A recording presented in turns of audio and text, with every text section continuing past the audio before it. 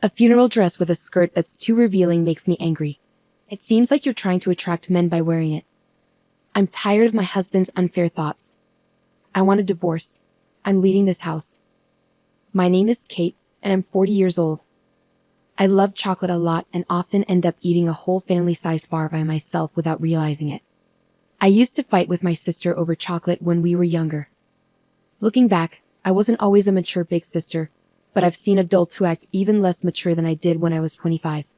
Back then, I had just married my husband, Kevin, who worked at a bank. We met through a friend and got married after about 6 months of dating. Everyone thought I had a perfect life. But things changed after we got married. Every day, when Kevin came home from work, I would greet him and ask about dinner. If it wasn't ready, he'd get upset. So, I made sure to come home before him, cook dinner, and clean up. It was a bit annoying, but Kevin's good salary allowed us to live in a nice house and have a comfortable life. I thought it was normal to have little arguments in a marriage, so I didn't pay much attention to it. But Kevin's behavior kept getting worse. Despite being married, I still visited my parents often, especially to see my 14-year-old sister who was much younger than me. Since our parents worked a lot, I felt like I raised her most of the time. It wasn't because my parents ignored her, but because I loved her so much and wanted to take care of her. My sister was often sick and had to stay in the hospital. Sometimes the doctors would say she might not make it through the night. Thinking about losing her made me love her even more. That's why even after I got married, I continued to visit my sister when she was out of school. But my husband didn't like it. He would say things like, "Who is more important, me or your sister?" When a woman gets married, she should focus on her husband's family. My mother never acted like this. "You're not doing your duty as a wife." He'd go on like this for almost an hour. None of my friends were married at the time, so when I talked to a senior coworker about my husband, she said, "It's your responsibility. When you're married, you have to prioritize your husband." I thought that's how it was supposed to be. Looking back, I realized I was naive. But even then, I couldn't imagine not seeing my sister. My sister's health was getting worse, and she was in the hospital again, only allowed short visits in a sterile room. It's natural for a family to want to be together in times like these. Sometimes, I'd even take a day off from work to go see her, and I started going to the hospital even on days when my husband was off. But my husband strongly disagreed with this. One day, out of the blue, he invited his mother, my mother-in-law, over to our house. With her there, he confronted me. "What are you even thinking? I work hard to take care of our home, and you can't even do that properly. You're just hopeless. I've told you so many times not to wear skirts, yet you still do. It's inappropriate for a married woman to wear a skirt. What's the problem with me wearing the clothes I like? And this dress was chosen by my sister. I can't just give up on it." See, there you go again. Always bringing up your sister, Kate. You should be caring more about me. After all, who do you think supports you? Hey, I work too. You can't just claim you're the only one providing. This argument isn't getting us anywhere. Listen, I've already called your workplace and told them you're quitting. You should be thankful. From now on, your focus will be on taking care of the house. What are you talking about? You can't make decisions like this without asking me first. I'm not going to listen to you. Starting today, you're going to live with my mom. Maybe then you'll learn how to be a proper wife. I don't understand what's gotten into you. You're acting irrationally. Shut up. The angry husband smashed a glass on the floor and continued to throw things around in his rage. Seeing the broken glass made me truly scared of my husband for the first time. I regretted marrying him, wondering how I ended up with someone like him. Later, I tried to cancel my resignation with my company, but they told me not to cause any trouble. It turned out my husband had demanded my resignation in a way that was almost abusive, so I lost my job and had to stay at home as my husband wanted. When I told him I quit my job as he wished, he apologized with a smile, saying he might have gone too far. But after seeing his true nature, I couldn't trust his apology. The next day, my husband surprised me by bringing home a group of his coworkers. He proudly introduced me, saying, "I wanted to show off my lovely wife." And his colleagues joined in, praising my appearance. Then, out of the blue, he declared, "My wife is an amazing cook. You have to taste her food before you leave." I panicked, realizing we didn't have enough food for everyone. "It's fine, just make something simple." "I don't want you to stress out," he reassured me. "I can go shopping if we need more ingredients," one of his female coworkers offered. Your husband really cares about you. I'm jealous, he added. No. He's just good at putting on a show. If he really cared, he wouldn't have brought his coworkers home after a big fight yesterday. I thought bitterly to myself as I started cooking with my mother-in-law. After about 3 hours of eating and drinking, his coworkers finally left. Hi, you. What? I instinctively replied, feeling nervous about what might happen next, given his grumpy mood. I was anxious, afraid he might explode like the day before. Can't you be a bit happier? Seems like I'm not teaching my wife properly, he criticized. I couldn't understand what I did wrong, but I didn't dare to argue. I was too scared. I'm sorry, I mumbled, feeling defeated. Even a child can apologize, he scoffed. Mom, give her a score for today. He turned to his mother for backup. Well, she's not doing a good job supporting her husband, is she? I can't give her any score, his mother replied. Haha, see, even my mom agrees. She can't even give you a score. How funny is that? My husband laughed and lightly tapped me, and about the meal, I tasted a bit. But didn't Kevin find it unsatisfactory? He continued. That's right, Mom. Keep it coming. And what about her clothes? There were men among the colleagues, but she's showing too much skin. What do you think? As a woman, it's indecent to expose your collarbone. She should cover it with a scarf or turtleneck, he added. Whose fault is it that his colleagues suddenly invaded our house and I had to cook without even having time to change my clothes? I retorted. It's Kevin's, I concluded. I couldn't understand why I was constantly being criticized so harshly. She really is something, isn't she? Despite my efforts to teach her every day, she just doesn't seem to learn. Maybe she's just not very smart, my husband remarked. No doubt about it, his mother agreed. That day, I endured a lecture for nearly 2 hours. By the time I finally got a chance to take a bath and go to sleep, it was almost 4 a.m. I had to wake up soon to prepare my husband's lunchbox, so I decided to skip sleep altogether. Despite everything, my husband continued to try to teach me a lesson, especially when I kept visiting my younger sister. About a month and a half later, I received the heartbreaking news of my sister's passing. I wished it was a lie, I murmured, desperately hoping that my mother's announcement of my sister's passing was just a cruel joke. I had been warned countless times about my sister's critical condition, and I had even shared what I thought would be my last moments with her. I thought I was prepared, but my heart couldn't accept the reality. She was only 14 years old. I questioned whether my sister, who endured painful treatments and constant hospital stays, had truly found happiness in her life. As her older sister, had I been able to bring her joy? However, the last expression I saw on her face in the hospital was a smile. It seemed she hadn't suffered. You fought bravely and you did your best. Thank you for everything, I whispered through tears as I hugged my sister and bid her a final farewell. The funeral passed in a blur, and I realized I hadn't been home for several days. I informed my husband about my sister's passing, but as expected, he didn't bother to attend the funeral. Instead, he said something hurtful like, "You should prioritize me over the dead." Unable to bear such cruel words at such a time of grief, I ignored him and hung up the phone.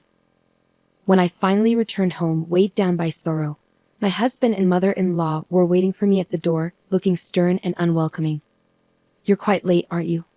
My husband remarked. A family member has passed away. I couldn't just come back in a few hours. How can you accuse me of lying so easily? I replied, feeling hurt and frustrated. What? Are you going through a rebellious phase? Always lying and defying me. Whose wife do you think you are? He retorted. Wait a minute, my sister really did die. It's not a lie, I insisted. I wonder. Even though you haven't greeted me at the door in days, even if you're wearing a skirted suit now, it's hard to believe you, he replied dismissively. Why is it hard to believe? I asked, confused and upset. If you truly love your husband, you should be able to do it. It's your duty as a wife to welcome your husband home. My husband scolded me, accusing me of being incompetent, and don't even think about denying it. Are you having an affair? What? No matter how many times I tell you, he dressed provocatively, and the other day you were flirting with my colleague. You're just interested in other men, aren't you? What a disgraceful woman, he continued, hurling hurtful accusations at me. What the heck? I started to argue back, fueled by anger and forgetting my fear of my husband. But then it happened. Divorce, huh? Fine by me. Someone as frivolous as Kate isn't fit for Kevin, right? My mother-in-law chimed in. My husband mumbled, trying to stop her, but I seized the opportunity. I agree with Mom. Let's get a divorce, I declared firmly. My husband kept pleading with me to reconsider, but I had made up my mind. I couldn't risk staying with him any longer, afraid that his violence might escalate. This was my chance, and I was certain it was the right time to end our marriage. So I quickly packed my things and left the house. My husband kept insisting, "If you apologize, I'll forgive you." But I ignored him, thinking he must be delusional. He persisted until the end, grabbing my arm tightly and saying, "Wait." But I reacted instinctively, hitting him in the face with my bag and running away. I headed straight for a specific place, a room in an apartment that I had prepared just in case something like this happened. As soon as I entered the room, I received a call from my mother-in-law on my cell phone. "Hello. Kate, did you arrive safely?" she asked concernedly. "Yes, I'm fine. I'm in a taxi, so Kevin won't find out," I reassured her. "That's good. Make sure to hire a lawyer and proceed with the divorce quickly," she advised. "Yes, I can't wait to start living independently," I replied. In reality, my mother-in-law and I had been pretending to be at odds in front of my husband. It all began the day my husband brought a colleague home. After his lecture ended and my husband fell asleep, my mother-in-law approached me. "Leave this house. Get away from my son," she urged me. Each time my husband criticized me, my mother-in-law, who seemed to have her suspicions, would ask, "Really?" It turned out her late husband had been very much like my husband, and she had endured a lot in her own marriage. In her generation, divorce was frowned upon, so she couldn't end her own marriage. But it seems she wanted something better for me. Watching the interactions between my husband and me, she must have felt compelled to help me. That's when my mother-in-law, with the help of a friend, found a safe place for me to live alone. It's hard to believe she's related to my husband. I can't thank her enough for her kindness. After living in the apartment she arranged for me for 2 weeks, my mother-in-law finally visited, pulling along a suitcase. "Welcome. I'm looking forward to this new chapter," she greeted me warmly. Living with us, my mother-in-law discovered that her own son had changed. Before, he seemed like a good person, the image he presented to his colleagues.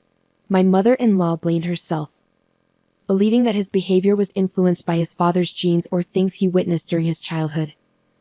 For me, regardless of the reasons behind his behavior, I believe the real issue lies in his inability as an adult to control his emotions. So, I don't hold my mother-in-law responsible. My husband now takes good care of my mother-in-law, but only because he thinks she's on his side. I fear what he might do if he discovers she's been helping me with the divorce. That's why I suggested she come live with me for a while when she prepared this house. At first, she hesitated, worrying that once my husband and I divorce, she'd become a stranger to me, but I assured her, saying, "After everything you've done for me, there's no daughter-in-law distinction. You're like my mother or my sister. That's how I see you." On the way back from my sister's funeral, my mother-in-law steered the conversation toward divorce, intentionally supporting me. Recognizing her intentions, I quickly agreed to the divorce. I thought it would take more time and preparation to leave my husband, but thanks to my mother-in-law's help, that time came sooner than expected. I have nothing but gratitude for her. Finally, the divorce was officially settled through the lawyer. 4 days later, as I returned to the apartment, I was startled to find my ex-husband waiting for me outside. "I found you. You're trying to trick me," he accused loudly. Does he know about what happened? I wondered silently, trying to remain composed. "What do you want now?" I asked, keeping my voice steady. "It's your fault that the credit card and bank account balances have decreased," he blamed me. "What are you talking about?"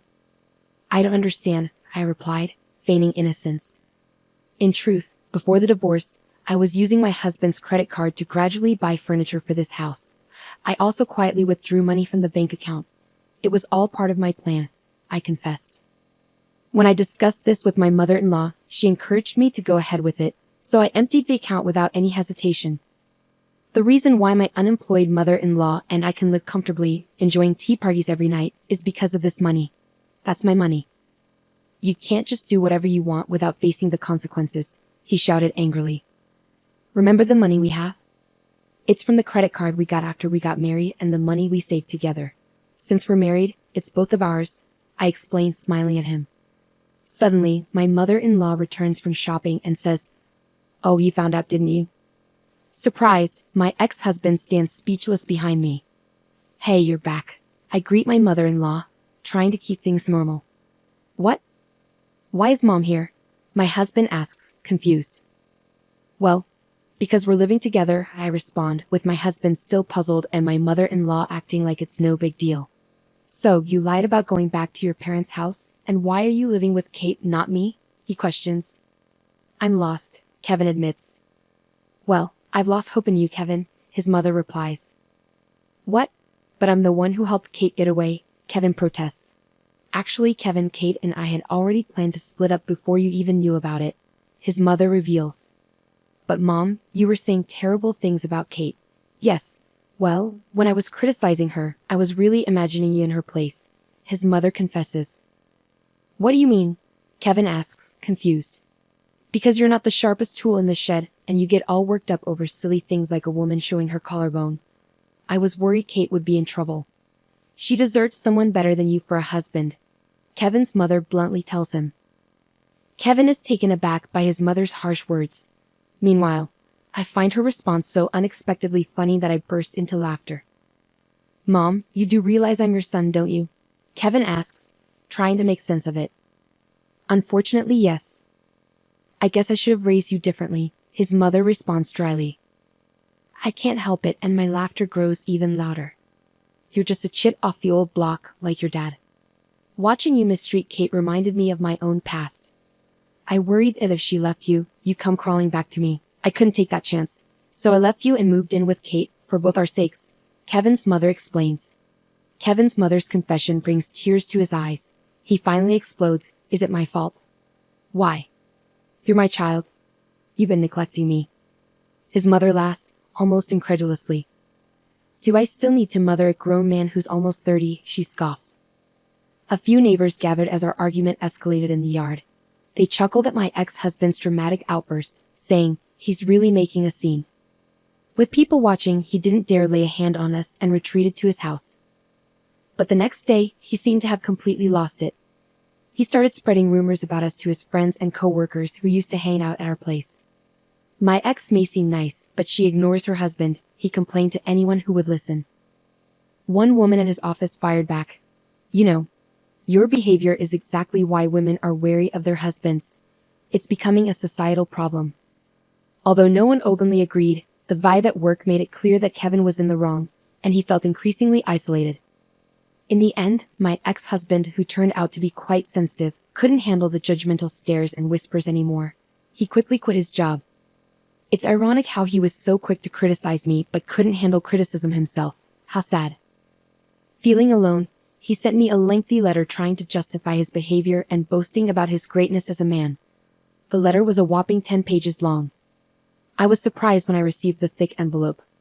I had blocked his texts, but if he could write this much by hand, I can only imagine how many texts he would have sent. His final line was, "If you ever miss me, feel free to contact me." So I playfully replied, "Then please go ahead with the property division." That sparked another big argument. I used to be afraid when we lived together, but not anymore. I stood my ground with my lawyer.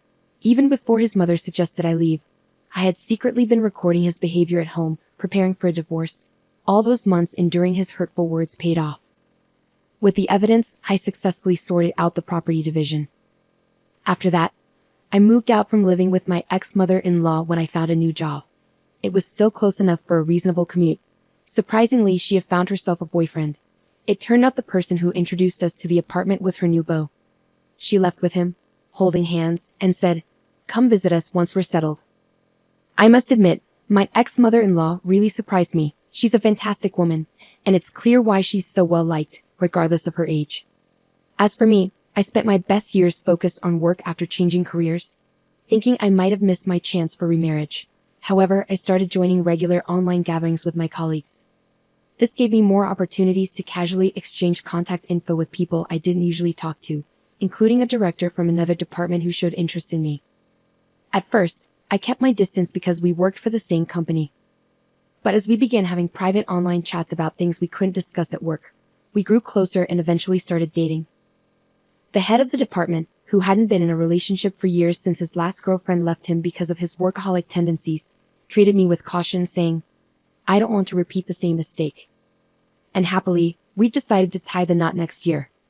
I was concerned that his parents might not approve of me, considering I've been divorced before and he's getting married for the first time.